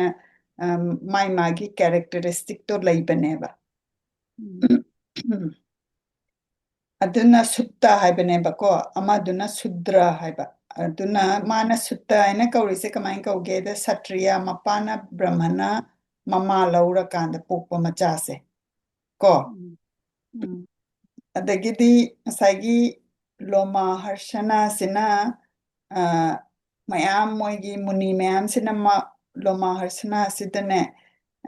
ꯃꯉꯣꯟꯗ ꯈꯣꯏꯔꯝꯃꯒ ꯍꯥꯏꯔꯦ ꯅꯪꯗꯤ ꯄꯨꯔꯥꯅꯥ ꯃꯌꯥꯝꯁꯦ ꯕꯦꯗ ꯕ꯭ꯌꯥꯁꯥꯒꯤ ꯃꯈꯥꯗ ꯇꯝꯃꯒ ꯈꯪꯉꯕꯅꯤꯅ ꯉꯁꯤꯒꯤ ꯅꯨꯃꯤꯠꯁꯤꯗꯗꯤ ꯑꯩꯈꯣꯏꯒꯤ ꯁꯤꯕꯒꯤꯗꯃꯛꯇ ꯃꯥꯒꯤ ꯁꯤꯕꯂꯤꯡꯒꯒꯤ ꯃꯔꯝꯗ ꯒ꯭ꯂꯣꯔꯤꯐꯥꯏ ꯇꯧꯕ ꯁꯤꯕꯂꯤꯡꯒꯒꯤ ꯃꯔꯝꯗ ꯍꯦꯟꯅ ꯇꯝꯕꯤꯕ ꯑꯗꯨ ꯑꯃꯨꯛꯇ ꯑꯩꯈꯣꯏ ꯃꯌꯥꯝꯗ ꯋꯥꯔꯤꯗꯨ ꯇꯥꯍꯟꯕꯤꯌꯨꯅꯦ ꯑꯩꯈꯣꯏꯒꯤ ꯂꯥꯏꯕꯛ ꯐꯕ ꯑꯣꯏꯒꯅꯤ ꯑꯗꯨꯒ ꯅꯥꯔꯗꯥ ꯃꯨꯅꯤꯁꯨ ꯁꯤꯗ ꯂꯩꯔꯦ ꯑꯗꯩ ꯃꯥꯁꯨ ꯃꯐꯝ ꯃꯐꯝꯗ ꯆꯠꯇꯅ ꯃꯥ ꯇ꯭ꯔꯤꯊ ꯃꯌꯥꯝꯗ ꯆꯠꯂꯀꯥꯟꯗ ꯃꯥ ꯂꯤꯡꯒ ꯃꯌꯥꯝ ꯈꯣꯏꯔꯝꯃꯒ ꯂꯥꯛꯄꯅꯤ ꯑꯗꯨꯏꯗꯤ ꯑꯩꯈꯣꯏꯁꯦ ꯄꯨꯜꯂꯤꯉꯩꯁꯤꯗ ꯑꯃꯨꯛꯇ ꯑꯩꯈꯣꯏ ꯃꯌꯥꯝꯗ ꯇꯥꯍꯟꯕꯤꯌꯨꯅꯦꯅ ꯍꯥꯏꯔꯦ ꯑꯗꯒꯤ ꯂꯣꯃꯥ ꯍꯔꯁꯅꯥꯁꯤꯅ ꯌꯥꯔꯛꯑꯦ ꯑꯗꯩ ꯃꯥꯁꯤꯅ ꯍꯧꯔꯛꯑꯦ ꯋꯥꯔꯤꯁꯦ ꯑꯗꯒꯤ ꯉꯁꯥꯏꯒꯤ ꯃꯣꯏꯁꯦ ꯋꯥꯔꯤꯁꯦ ꯍꯦꯛ ꯍꯧꯕ ꯀꯥꯟꯁꯤꯗ ꯑꯩꯈꯣꯏꯁꯦ ꯀꯃꯥꯏꯅ ꯇꯧꯔꯀꯥꯟꯗ ꯀꯩꯅꯣ ꯐꯣꯝ ꯇꯧꯈꯤꯕꯅꯣ ꯍꯥꯏꯕꯁꯦ ꯍꯦꯛ ꯍꯦꯛ ꯃꯥꯅ ꯑꯗꯨꯗꯒꯤ ꯍꯧꯋꯦ ꯈ꯭ꯋꯥꯏꯒꯤ ꯑꯍꯥꯟꯕ ꯗ ꯕ꯭ꯔꯍꯃꯟ ꯍꯥꯏꯁꯦ ꯁꯤꯁꯤꯅ ꯑꯍꯧꯕ ꯌꯨꯅꯤꯚꯔꯁꯁꯤꯒꯤ ꯑꯍꯥꯟꯕ ꯑꯣꯕꯖꯦꯛꯅꯦꯕ ꯑꯗꯨꯅ ꯑꯗꯨꯒꯤ ꯃꯃꯥꯡꯗ ꯀꯔꯤꯝꯇ ꯂꯩꯇꯦ ꯑꯗꯨꯒꯅꯦ ꯕ꯭ꯔꯍꯃꯟꯁꯤꯅ ꯃꯁꯥꯃꯛꯁꯤꯅ ꯑꯍꯨꯝ ꯊꯣꯛꯅ ꯃꯥꯁꯤꯅ ꯗꯤꯐ꯭ꯔꯦꯟ ꯄꯥꯔꯠ ꯈꯥꯏꯗꯣꯛꯄꯅꯦꯕ ꯑꯗꯨꯒ ꯃꯥꯅ ꯈꯥꯏꯗꯣꯛꯏꯁꯦ ꯕ꯭ꯔꯍ꯭ꯃ ꯕꯤꯁꯅꯨ ꯁꯤꯕ ꯍꯥꯏꯅ ꯈꯥꯏꯗꯣꯛꯑꯦꯀꯣ ꯑꯗꯒꯤ ꯕ꯭ꯔꯍ꯭ꯃꯁꯤꯅ ꯃꯥꯅ ꯀ꯭ꯔꯤꯌꯦꯇꯔ ꯑꯣꯏꯔꯦ ꯕꯤꯁꯅꯨꯅ ꯄ꯭ꯔꯤꯖꯔꯚꯔ ꯑꯣꯏꯔꯦ ꯁꯤꯕꯅ ꯗꯤꯁꯇ꯭ꯔꯣꯌꯔ ꯑꯣꯏꯔꯦ ꯑꯩꯈꯣꯏ ꯃꯁꯤꯒꯤ ꯁꯨ ꯈꯪꯃꯤꯟꯅꯈ꯭ꯔꯦ ꯑꯗꯨꯒ ꯃꯇꯝꯗꯨꯗꯅꯦ ꯌꯨꯅꯤꯚꯔꯁꯁꯤꯗꯅꯦ ꯏꯁꯤꯡ ꯈꯛꯇꯪ ꯂꯩꯕ ꯑꯗꯒꯤꯗꯤ ꯏꯁꯤꯡꯁꯤꯒꯤꯅꯦ ꯃꯅꯨꯡꯗ ꯍꯥꯏꯒꯗ꯭ꯔꯥꯀꯣ ꯑꯗꯨꯗ ꯌꯥꯝꯅ ꯑꯆꯧꯕ ꯌꯦꯔꯨꯝ ꯑꯃ ꯌꯥꯝ ꯆꯥꯎꯕ ꯌꯦꯔꯨꯝ ꯑꯃ ꯂꯩꯔꯝꯃꯦ ꯍꯥꯏ ꯑꯗꯒꯤꯗꯤ ꯌꯦꯔꯨꯝꯁꯤꯗꯒꯤꯅꯦ ꯕ꯭ꯔꯍ꯭ꯃꯁꯦ ꯊꯣꯛꯂꯛꯑꯦꯕ ꯑꯗꯨꯒ ꯍꯧꯖꯤꯛꯀꯤ ꯌꯦꯔꯨꯝꯁꯤꯒꯤ ꯃꯅꯨꯡꯗꯅꯦꯕ ꯂꯣꯏꯅ ꯋꯥꯔꯜꯁꯤꯡꯁꯦ ꯂꯣꯏꯅ ꯀ꯭रिꯌꯦꯠ ꯇꯧꯔꯛꯀꯗꯣꯏꯁꯦ ꯑꯗꯨꯅ ꯕ꯭ꯔꯍ꯭ꯃꯒꯤ ꯅꯨꯃꯤꯠꯁꯦ ꯁꯤꯗꯩꯁꯤꯗ ꯅꯅꯦ ꯀ꯭ꯔꯤꯌꯦꯁꯟꯁꯦ ꯂꯣꯏꯅꯃꯛ ꯃꯥꯅꯅꯦ ꯑꯗꯨꯗ ꯇꯧꯕ ꯑꯗꯨꯒ ꯕ꯭ꯔꯍ꯭ꯃꯒꯤ ꯅꯨꯡꯗꯥꯡꯁꯤꯗꯅꯅꯦ ꯃꯥꯅ ꯑꯃꯨꯛ ꯂꯣꯏꯅ ꯑꯃꯨꯛ ꯊꯨꯒꯥꯏꯕ ꯑꯗꯒꯤ ꯕ꯭ꯔꯍ꯭ꯃꯁꯤꯅ ꯍꯧꯖꯤꯛꯀꯤ ꯌꯦꯔꯨꯝꯁꯤꯗꯒꯤ ꯃꯥꯁꯦ ꯊꯣꯛꯂꯛꯑꯦ ꯊꯣꯛꯂꯛꯑꯀꯥꯟꯁꯤꯗ ꯑꯍꯥꯟꯕꯒꯤ ꯁꯦꯝꯃꯛꯄꯁꯦ ꯑꯣꯏꯔꯦ ꯑꯗꯨꯗ ꯑꯗꯒꯤꯗꯤ ꯃꯁꯤꯒꯤ ꯊꯨꯒꯥꯏꯕꯁꯤꯅ ꯕ꯭ꯔꯍ꯭ꯃꯒꯤ ꯅꯨꯡꯗꯥꯡꯗ ꯑꯣꯏꯗꯣꯏꯅꯦꯕ ꯑꯗꯨꯒ ꯑꯃꯨꯛ ꯁꯦꯝꯃꯛꯀꯗꯣꯏꯅꯦꯕ aduna semakpasina amuk mana recreation tawbasina prati sarga hain kawi sumain tawdana akoina era ngasai panjakre satya yuga treta yuga dwapara yuga kali yuga leireko aduna satya yuga se lising mari chahi laigi chahida treta yuga sina lising ahum dwapara yuga sina lising ani kali yuga sina lising ama mahayuga amana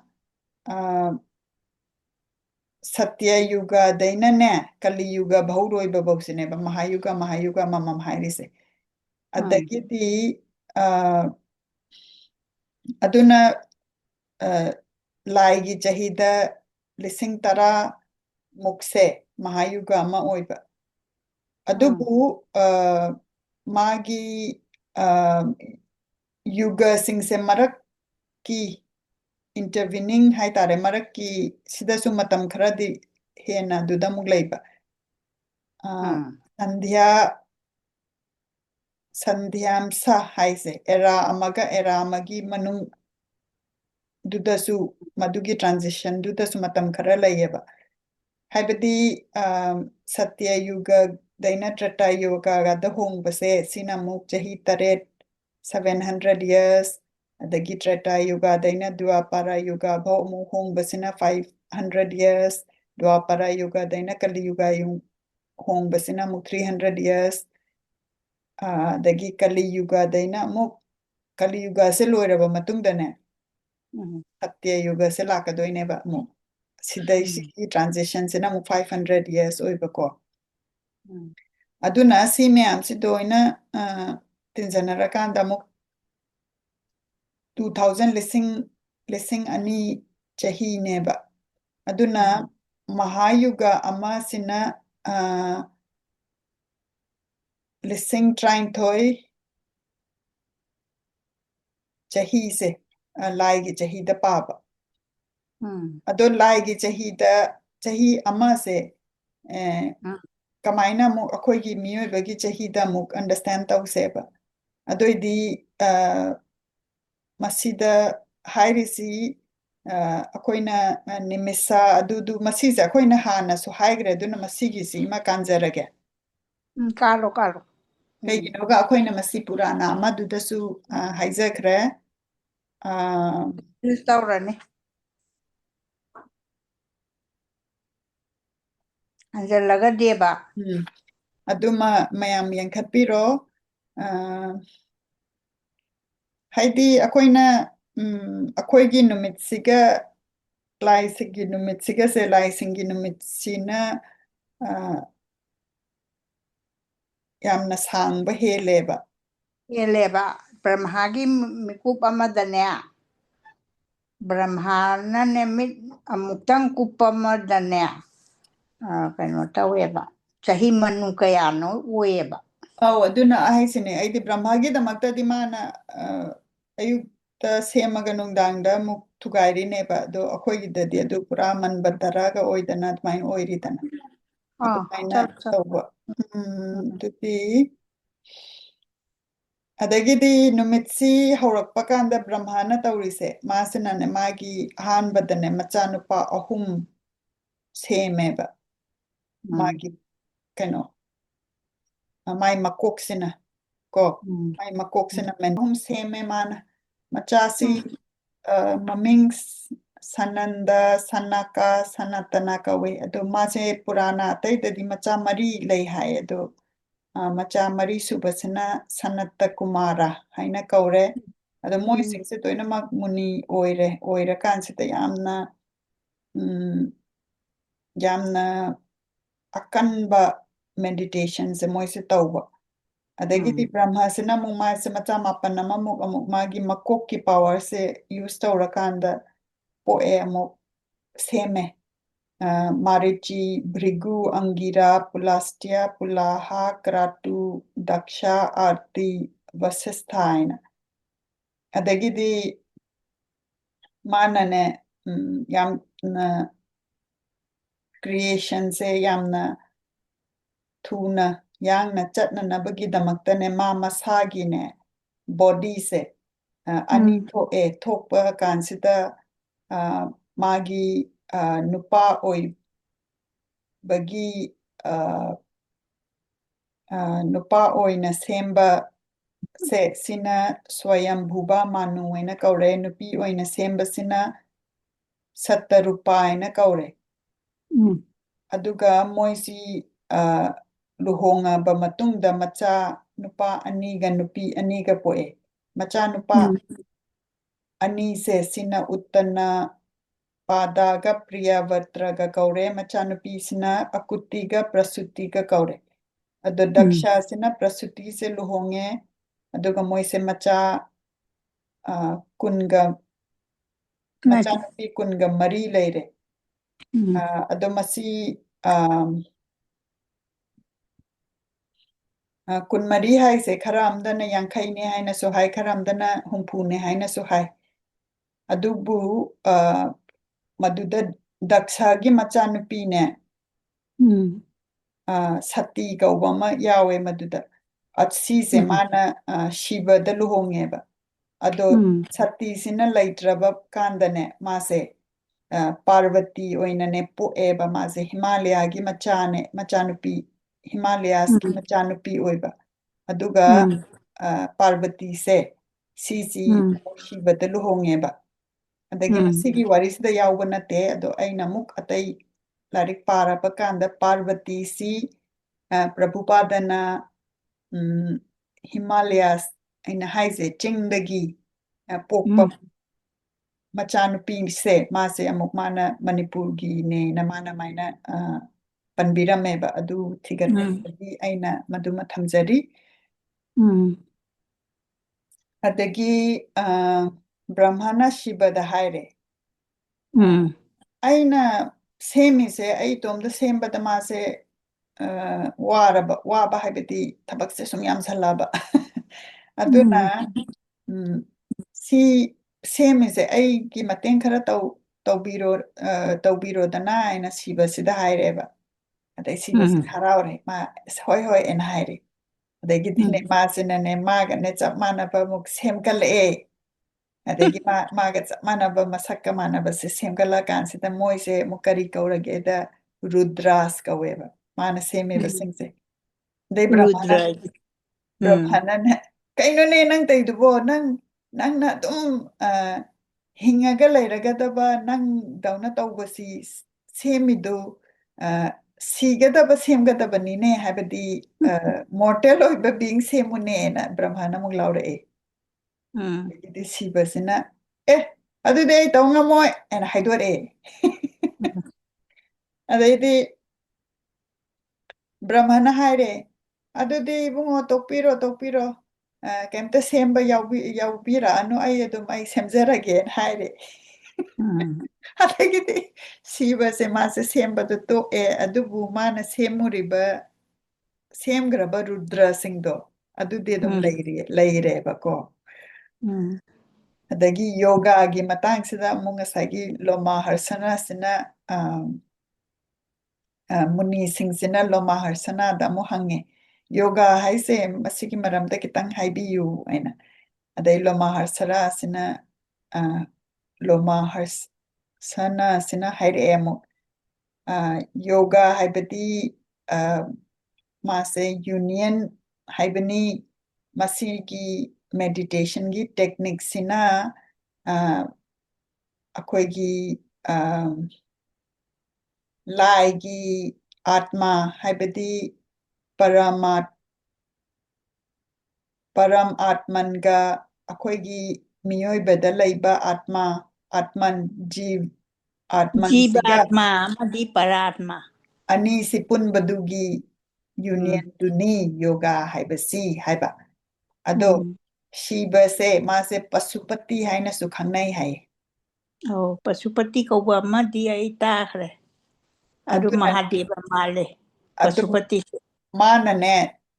ꯇꯥꯛꯄ ꯌꯣꯒꯥꯁꯦ ꯄꯁꯨꯄꯇꯤ ꯎꯝ ꯌꯣꯒꯥ ꯀꯧꯋꯦꯕ ꯃꯥꯅ ꯁꯤꯕꯅ ꯇꯥꯛꯄ ꯌꯣꯒꯥꯁꯦ ꯄꯁꯨꯄꯠꯇ ꯌꯣꯒꯥ ꯀꯧꯋꯦꯕ ꯑꯗꯣ ꯎꯝ ꯃꯁꯤꯒꯤ ꯌꯣꯒꯥꯁꯦ ꯇꯥꯛꯅꯅꯕꯒꯤꯗꯃꯛꯇꯅꯦ ꯎꯝ ꯁꯤꯕꯒꯤ ꯏꯟꯀꯥꯔꯅꯦꯁꯟꯁꯦ ꯎꯝ ꯁꯤꯕꯒꯤ ꯑꯕꯇꯥꯔꯁꯦ ꯀꯂꯤꯌꯨꯒ ꯈꯨꯗꯤꯡꯒꯤ ꯂꯥꯛꯑꯦꯕ ꯎꯝ ꯑꯗꯨꯅ ꯀꯂꯤꯌꯨꯒ ꯈꯨꯗꯤꯡꯒꯤ ꯂꯥꯛꯑꯗꯤ ꯀꯂꯤꯌꯨꯒꯁꯦ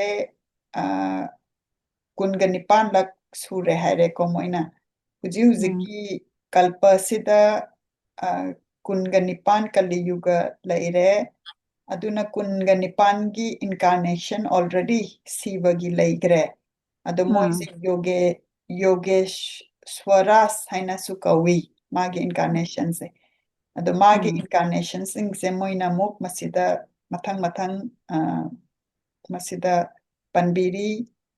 ꯁ꯭ꯋꯦꯇꯥ ꯁꯨꯇꯥꯔꯥ ꯃꯗꯥꯅꯥ ꯁꯨꯍꯥꯇ꯭ꯔꯣ ꯀꯟꯆꯅꯥ ꯂꯣꯀꯥꯛꯁꯤ ꯖꯥꯏꯒꯦꯁ꯭ꯌꯥꯚ꯭ꯌ ꯗꯥꯗꯤ ꯋꯥꯍꯥꯅꯥ ꯔꯤꯁꯚꯥ ꯃꯨꯅꯤ उग्र आत्री वाली गौतमा वेदा शीर्षा गोकर्ण गुहावासी शिकंदभृत जतामली अताहसा दारुका लंगाली महाकाया शुली मुंडेश्वरा साहिष्णु सोमा शर्मा जगतगुरु अदो सिगी योगेश्वर सिंहसे सी अममाना पोगलक्पा मतमदो मदुदा मागिने सात्रा मरी मरी लौवेबा अदुगा सीबसी सीबसिनने अमुक सिगी ngसाइगी योगेश्वरा सिना मागी कलियुगदा पोकपनिदना अदगी द्वैपारा युग सिदने अमुकना शिवसिनने वेद व्यासा ओइना अमुक पोए हारे को अदुना ngसाइ 28 ngसाइ द्वैपा युग लैरेदना अदुना मदुदा 28 वेद व्यासा से सिगी ममिंग से अमुक मसिदा माना हाइसे क्रतु सत्य भर्गा वा अंगिरा मृत्यु सतक्रतु वसिष्ठा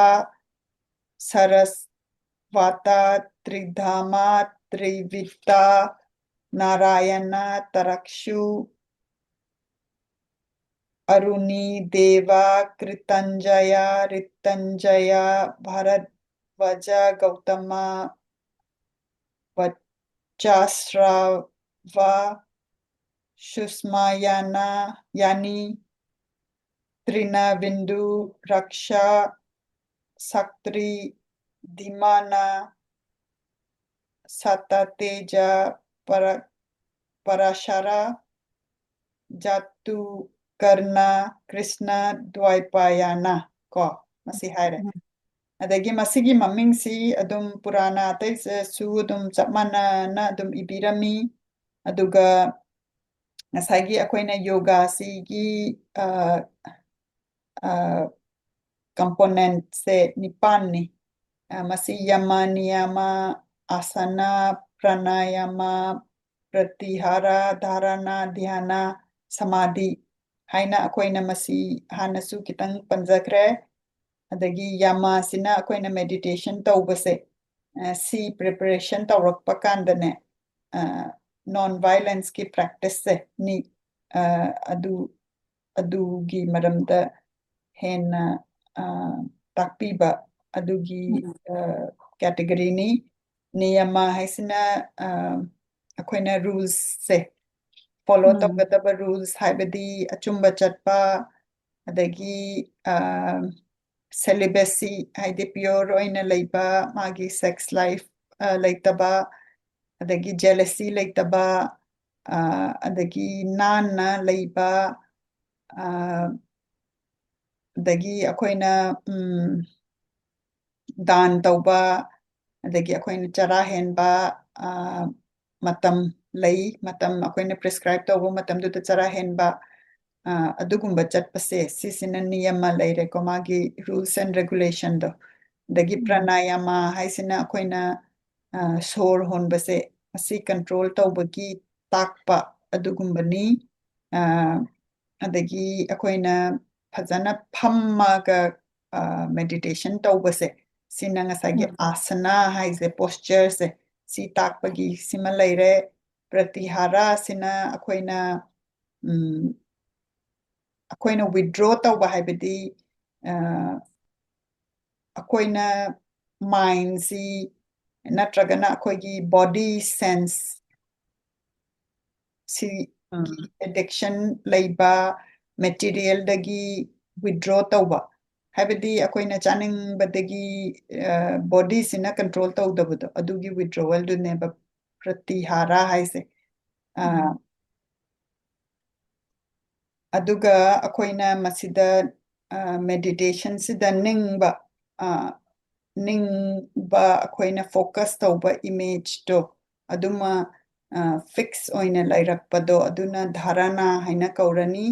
ꯑꯗꯨꯒ ꯑꯩꯈꯣꯏꯅ ꯃꯦꯗꯤꯇꯦꯁꯟꯁꯤ ꯇꯧꯔꯛꯄ ꯃꯇꯝꯗ ꯃꯗꯨꯅ ꯙ꯭ꯌꯥꯅꯥ ꯍꯥꯏꯅ ꯀꯧꯔꯅꯤ ꯑꯗꯨꯒ ꯁꯃꯥꯙꯤ ꯍꯥꯏꯅ ꯐꯪꯉꯤ ꯍꯥꯏꯅ ꯃꯌꯥꯝꯅ ꯃꯦꯗꯤꯇꯦꯁꯟꯒꯤ ꯁ꯭ꯇꯦꯖꯁꯤꯗꯅ ꯉꯁꯥꯏꯒꯤ ꯗꯤꯚꯥꯏꯟꯒꯤ ꯑꯥꯠꯃꯥꯁꯤꯒ ꯍ꯭ꯌꯨꯃꯦꯟ ꯕꯤꯡꯒꯤ ꯑꯥꯠꯃꯥꯁꯦ ꯑꯅꯤꯃꯛꯁꯦ ꯄꯨꯜꯂꯕ ꯃꯇꯝꯗꯨꯅꯦꯕ ꯑꯗꯨꯅ ꯃꯁꯤꯒꯤꯁꯤ ꯑꯩꯈꯣꯏꯅ ꯂꯥꯏꯟ ꯑꯃꯅꯤꯗ ꯁꯨꯝ ꯒ꯭ꯌꯥꯟ ꯇꯥꯅꯕ ꯃꯥꯒꯤ ꯀꯦꯇꯦꯒꯣꯔꯤꯗꯣ ꯍꯥꯏꯕꯩ ꯋꯥꯅꯤ ꯑꯗꯨꯒ ꯃꯥꯒꯤ ꯀꯦꯇꯦꯒꯣꯔꯤꯗꯨ ꯇꯝꯅꯕ ꯆꯪꯕꯗ ꯑꯃꯨꯛ ꯍꯦꯛꯇ ꯃꯁꯤꯗ ꯂꯩꯔꯤꯕ ꯃꯆꯥꯛꯁꯦ ꯌꯥꯝ ꯂꯩꯈ꯭ꯔꯦꯕ ꯑꯗꯨꯅ ꯌꯣꯒꯥꯁꯤ ꯄ꯭ꯔꯦꯛꯇꯤꯁ ꯇꯧꯕꯁꯦ ꯃꯥꯒꯤ ꯃꯐꯝ ꯆꯥꯅ ꯇꯧꯒꯗꯕ ꯍꯥꯏꯕꯗꯤ ꯃꯥꯁꯤ ꯃꯩꯒꯤ ꯃꯅꯥꯛꯇ ꯇꯧꯔꯣꯏꯗꯧꯕ ꯃꯩ ꯑꯗꯒꯤ ꯃꯥ ꯇꯧꯕꯁꯤ ꯃꯤ ꯄꯣꯠꯂꯣꯏꯕ ꯃꯐꯝꯒꯤ ꯃꯅꯥꯛꯇ ꯇꯧꯔꯣꯏꯗꯕ ꯑꯗꯒꯤꯗꯤ ꯋꯥꯏꯜ ꯕꯤꯁꯀꯨꯝꯕ ꯂꯩꯕ ꯃꯐꯝꯗ ꯇꯧꯔꯣꯏꯗꯕ ꯑꯗꯒꯤꯗꯤ ꯌꯣꯒꯥꯁꯤ ꯃꯥꯁꯤ ꯉꯁꯥꯏ ꯇꯧꯔꯣꯏꯗꯧꯕ ꯃꯐꯝꯗꯨ ꯃꯊꯪ ꯆꯠꯊꯔꯛꯄꯗ ꯍꯥꯏꯗꯤ ꯑꯔꯥꯡꯕ ꯃꯐꯝ ꯑꯗꯒꯤ ꯇꯤꯟ ꯀꯥꯡ ꯂꯩꯕ ꯃꯐꯝꯗ ꯑꯗꯨꯒꯨꯝꯕꯗ ꯇꯧꯔꯣꯏꯗꯧꯕ ꯑꯗꯣ ꯃꯥꯅ ꯇꯧꯕꯁꯦ ꯌꯥꯝꯅ ꯁꯨꯔꯨꯡꯒꯨꯝꯕ ꯍꯥꯏꯗꯤ ꯀꯅꯥꯝꯇꯅ ꯗꯤꯁꯇꯔꯕ ꯇꯧꯔꯔꯣꯏꯗꯧꯕ ꯀꯦꯐꯒꯨꯝꯕꯗ ꯑꯗꯨꯗ ꯄ꯭ꯔꯦꯛꯇꯤꯁ ꯇꯧꯔꯗꯤ ꯌꯥꯝꯅ ꯐꯩ ꯑꯗꯨꯒ ꯌꯣꯒꯥꯁꯤ ꯌꯥꯝ ꯂꯥꯏ ꯀꯥꯏꯅ ꯈꯟꯕꯤꯒꯅꯨ ꯃꯥꯁꯤ ꯇꯧꯔꯛꯄ ꯀꯥꯟꯗ ꯃꯥꯒꯤ ꯗꯤꯁꯇ꯭ꯔꯥꯛꯁꯟ ꯑꯗꯒꯤ ꯗꯤꯁꯇꯔꯕꯦꯟꯁꯁꯦ ꯁꯤ ꯂꯥꯛꯄꯁꯤꯅ ꯃꯥꯅ ꯆꯠꯀꯗꯕ ꯑꯗꯨꯗꯒꯤ ꯆꯠꯇꯅꯕ ꯇꯧꯔꯛꯀꯅꯤ ꯑꯗꯒꯤ ꯃꯁꯤꯗꯩꯁꯤꯗ ꯃꯥꯒꯤ ꯌꯣꯒꯥꯗꯨ ꯇꯧꯅꯤꯡꯗꯅ ꯌꯥꯝꯅ ꯇꯜꯂꯛꯄ ꯂꯦꯖꯤꯅꯦꯁ ꯂꯥꯛꯄ ꯑꯗꯒꯤꯗꯤꯅꯦ ꯌꯣꯒꯥꯁꯤ ꯌꯥꯝꯅ ꯇꯧꯔꯕ ꯁꯨꯝ ꯇꯧꯔꯛꯑꯀꯥꯟꯗꯅꯦ ꯃꯥꯅ ꯎꯔꯛꯀꯗꯣꯏꯁꯤ ꯑꯍꯥꯟꯕꯗ ꯃꯥꯒꯤ ꯏꯂꯨꯖꯟꯁꯦ ꯍꯥꯏꯕꯗꯤ ꯃꯥꯅ ꯍꯤꯡꯆꯥꯕꯒꯨꯝꯕ ꯑꯗꯨꯒꯨꯝꯕ ꯎꯔꯛꯄꯁꯨ ꯌꯥꯏ ꯑꯗꯒꯤꯗꯤ ꯃꯥꯅ ꯄꯥꯋꯔꯁꯦ ꯃꯥꯅ ꯌꯣꯒꯥꯁꯦ ꯁꯨꯝ ꯇꯧꯔꯛꯑꯀꯥꯟꯗꯅꯦ ꯄꯥꯋꯔꯁꯦ ꯂꯩꯔꯛꯀꯅꯦꯕ ꯑꯗꯣ ꯄꯥꯋꯔꯁꯤ ꯄꯤꯔꯛꯏꯁꯤ ꯃꯥꯁꯦ ꯗꯤꯁꯇ꯭ꯔꯦꯛ ꯇꯧꯕꯒꯤꯗꯃꯛꯇ ꯄꯤꯔꯛꯄꯅꯦꯕ ꯑꯗꯨꯅ ꯃꯁꯤꯒꯤ ꯗꯤꯁꯇ꯭ꯔꯦꯛꯁꯟꯁꯤꯗ ꯆꯠꯄꯤꯗꯕ ꯁꯤ ꯀꯟꯀꯔ ꯇꯧꯔꯀꯥꯟꯗ ꯃꯥꯅ ꯁꯨꯝ ꯑꯗꯨꯗ ꯙ꯭ꯌꯥꯟꯁꯦ ꯁꯨꯝ ꯇꯧꯕ ꯑꯗꯨ ꯀꯥꯟꯗꯨꯗ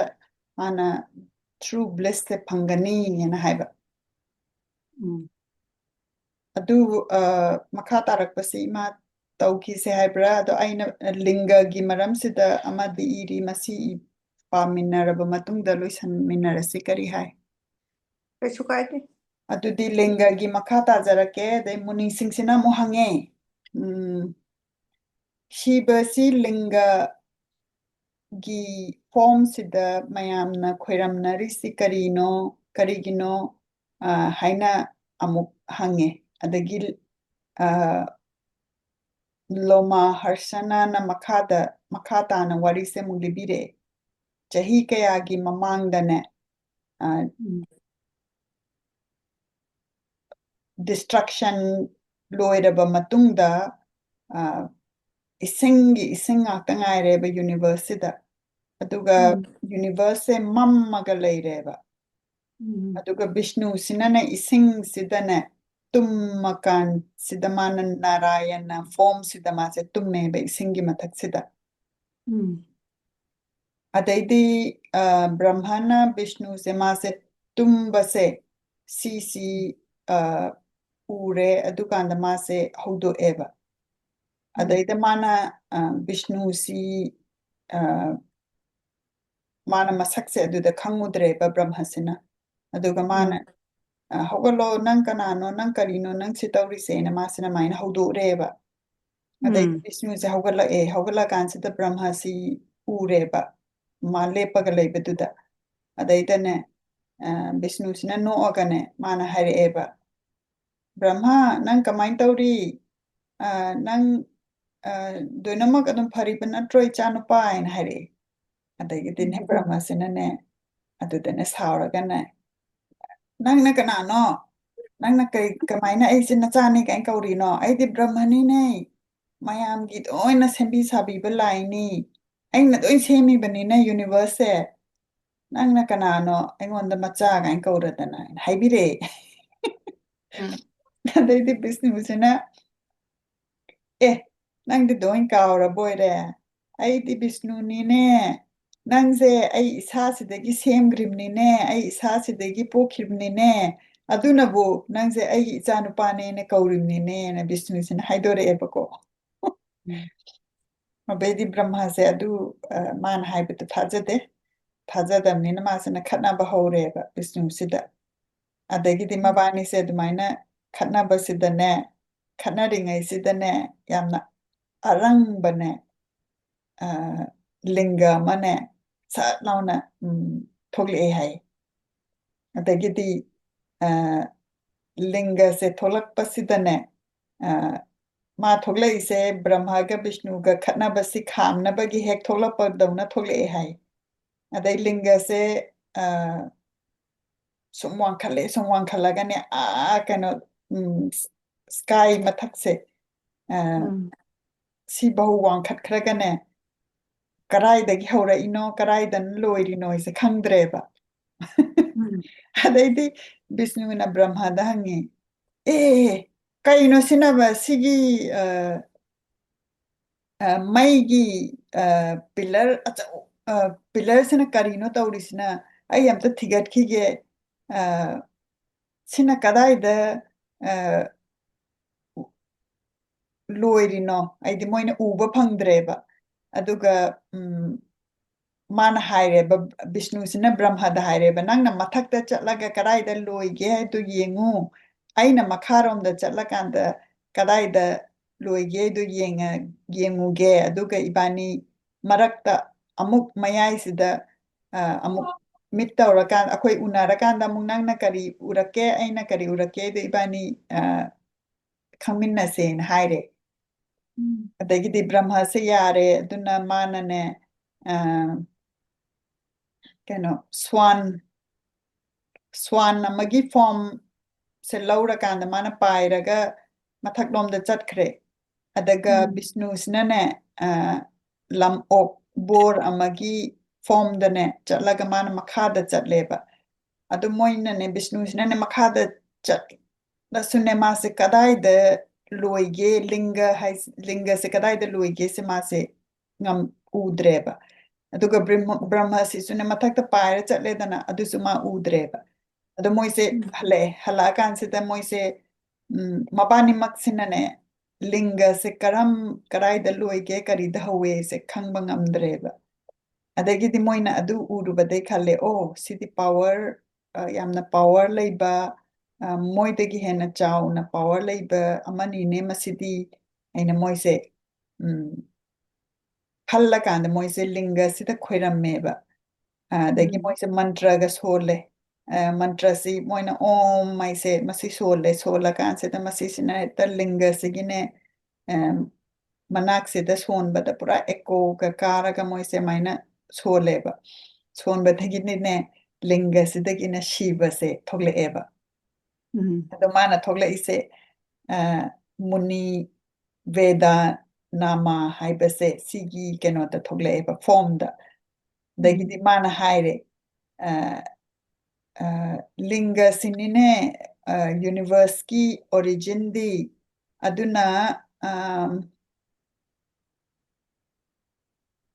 ꯂꯤꯡꯒꯁꯤꯗꯒꯤ ꯉꯁꯥꯏꯒꯤ ꯌꯦꯔꯨꯝ ꯑꯃ ꯑꯩꯈꯣꯏꯅ ꯄꯟꯈꯤꯕꯗꯣ ꯑꯍꯥꯟꯕꯒꯤ ꯄ꯭ꯔꯥꯏꯃꯣꯔꯗꯦꯜ ꯑꯦꯛꯁꯦ ꯁꯤꯒ ꯑꯣꯔꯤꯖꯤꯟ ꯑꯣꯐ ꯌꯨꯅꯤꯚꯔꯁ ꯑꯗꯩ ꯂꯣꯏꯅꯃꯛ ꯂꯥꯛꯏꯁꯦ ꯁꯤ ꯂꯤꯡꯒꯁꯤꯗꯒꯤꯅꯤ ꯍꯥꯏꯅ ꯍꯥꯏꯔꯦ ꯑꯗꯩ ꯁꯤꯕꯁꯤꯅ ꯕ꯭ꯔꯍ꯭ꯃꯒ ꯕꯤꯁꯅꯨꯒꯁꯤꯗꯅꯦ ꯒꯥꯏꯇ꯭ꯔꯤ ꯃꯟꯇ꯭ꯔꯁꯦ ꯇꯝꯕꯤꯔꯦꯕ ꯑꯗꯨꯒ ꯕ꯭ꯔꯍ꯭ꯃꯒ ꯕꯤꯁꯅꯨꯒꯁꯤꯅ ꯍꯥꯏꯔꯦ ꯑꯩꯈꯣꯏꯁꯤ ꯕ꯭ꯔꯍ꯭ꯃꯟꯅꯤ ꯑꯩꯈꯣꯏ ꯊ꯭ꯔꯤ ꯑꯩꯈꯣꯏꯁꯦ ꯉꯁꯥꯏꯒꯤ ꯕ꯭ꯔꯍ꯭ꯃꯟ ꯍꯥꯏꯔꯤꯁꯦ ꯑꯍꯨꯝ ꯊꯣꯛꯅ ꯊꯣꯛꯈꯤꯕꯗꯣ ꯑꯗꯨꯅꯤꯁꯦ ꯃꯣꯏꯁꯦ ꯈꯪꯉꯦꯕ ꯕ꯭ꯔꯍ꯭ꯃꯁꯤꯅ ꯀ꯭रिꯌꯦꯇꯔ ꯕꯤꯁꯅꯨꯁꯤꯅ ꯄ꯭ꯔꯤꯖꯔꯚꯔ ꯑꯗꯨꯒ ꯑꯩꯅ ꯗꯦꯁꯇ꯭ꯔꯣꯌꯔꯅꯤ ꯑꯗꯨꯅ ꯑꯩꯈꯣꯏ ꯃꯁꯦꯟ ꯈꯠꯅꯒꯨꯝꯁꯦꯅ ꯃꯥꯅ ꯑꯣꯏꯅ ꯈꯥꯝꯃꯛꯑꯦꯕ ꯃꯣꯏ ꯂꯥꯏꯁꯤꯡꯁꯤꯁꯨ ꯑꯃꯨꯛ ꯐꯣꯝꯗꯣ ꯗꯤꯐ꯭ꯔꯦꯟ ꯐꯣꯝ ꯇꯧꯔꯒ ꯃꯣꯏꯁꯦ ꯀꯥꯎꯅꯕꯖꯥꯠꯅꯤ ꯑꯗꯨꯅ ꯃꯤꯑꯣꯏꯕꯁꯤꯁꯨ ꯑꯗꯨꯝ ꯀꯥꯎꯔꯤꯁꯦ ꯑꯗꯨꯒꯤ ꯃꯇꯝꯗꯨꯗꯒꯤꯅꯦ ꯁꯤꯕꯁꯦ ꯃꯥꯁꯦ ꯂꯤꯡꯒꯒꯤ ꯐꯣꯝꯗꯅꯦ ꯋꯔship ꯇꯧꯈꯤꯕꯅꯦꯕ ꯉꯁꯥꯏꯒꯤ ꯕ꯭ꯔꯍ꯭ꯃꯒ ꯕꯤꯁꯅꯨꯒ ꯈꯠꯅꯔꯛꯄꯗꯣ ꯑꯗꯨꯗ ꯃꯥꯅ ꯁꯗꯟꯂꯤ ꯊꯣꯛꯂꯛꯄꯗꯣ ꯑꯗꯨꯗꯤ ꯉꯁꯤꯒꯤꯗꯤ ꯑꯩꯈꯣꯏ ꯂꯣꯏꯁꯟꯃꯤꯟꯅꯔꯁꯤ ꯌꯥꯝꯅ ꯅꯨꯡꯉꯥꯏ ꯑꯩꯈꯣꯏꯅ ꯁꯤꯕ ꯂꯤꯡꯒꯁꯤ ꯀꯃꯥꯏꯅ ꯊꯣꯛꯂꯛꯈꯤꯕꯅꯣ ꯍꯥꯏꯕꯗꯨ ꯉꯁꯤ ꯈꯪꯃꯤꯟꯅꯔꯦ ꯃꯈꯥ ꯇꯥꯅ ꯑꯩꯈꯣꯏ ꯑꯃꯨꯛ ꯍꯌꯦꯡ ꯄꯥꯃꯤꯟꯅꯁꯤ ꯃꯁꯤꯒꯤꯁꯦ ꯑꯩꯈꯣꯏꯅ ꯁꯤꯕꯔꯥꯇ꯭ꯔꯤꯒꯤ ꯃꯃꯥꯡꯗ ꯂꯣꯏꯁꯟꯅꯕ ꯑꯩꯈꯣꯏ ꯍꯣꯠꯅꯃꯤꯟꯅꯁꯤ ꯌꯥꯝꯅ ꯄꯤꯛꯄ ꯀꯩꯅꯣꯅꯤ ꯂꯥꯏꯔꯤꯛꯅꯤ ꯑꯗꯨꯅ ꯁꯤ ꯂꯣꯏꯔꯒ ꯑꯩꯈꯣꯏꯅ ꯁꯤꯕ ꯄꯨꯔꯥꯅꯁꯨ ꯄꯥꯕ ꯑꯗꯨꯝ ꯌꯥꯒꯅꯤ ꯑꯩꯉꯣꯟꯗ ꯂꯥꯏꯔꯤꯛꯇꯤ ꯂꯣꯏꯅꯃꯛ ꯂꯩ ꯑꯗꯨꯗꯤ ꯏꯃꯥ ꯑꯩꯈꯣꯏ ꯑꯃꯨꯛ ꯂꯥꯏ ꯈꯣꯏꯔꯝꯃꯤꯟꯅꯔꯁꯤ ꯈꯣꯏꯔꯝꯃꯤꯟꯅꯔꯁꯤ ꯖय हरे कृष्णा कृष्णा कृष्णा हरे हरे हरे राम राम राम राम हरे हरे जय जय श्री सरस्वती कृष्ण जय सरस्वती देवी ꯑꯗꯒꯤ ꯑꯩꯈꯣꯏꯅ ꯁꯤꯕꯒꯤ ꯂꯥꯏꯔꯤꯛ ꯄꯥꯕꯅꯤꯅ ꯑꯃꯨꯛ ꯑꯩꯈꯣꯏ ఓం ꯅꯃः ಶಿವಾಯ ఓం ꯅꯃः ಶಿವಾಯ ఓం నమః శివాయ ꯄꯨꯝꯅꯃꯛꯄꯨ ꯈꯨꯔꯨꯝꯖꯔꯤ ꯑꯗꯒꯤ ꯏꯃꯥꯕꯨꯁꯨ ꯈꯨꯔꯨꯝꯖꯔꯤ